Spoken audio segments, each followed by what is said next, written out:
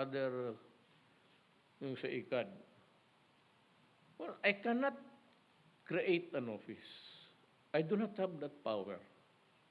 It is only Congress who can create government positions. I cannot do it.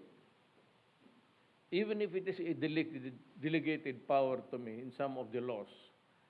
The rule is I cannot delegate what is delegated to me.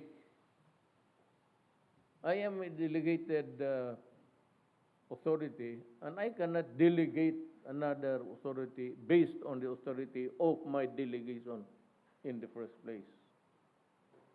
Ganun yan.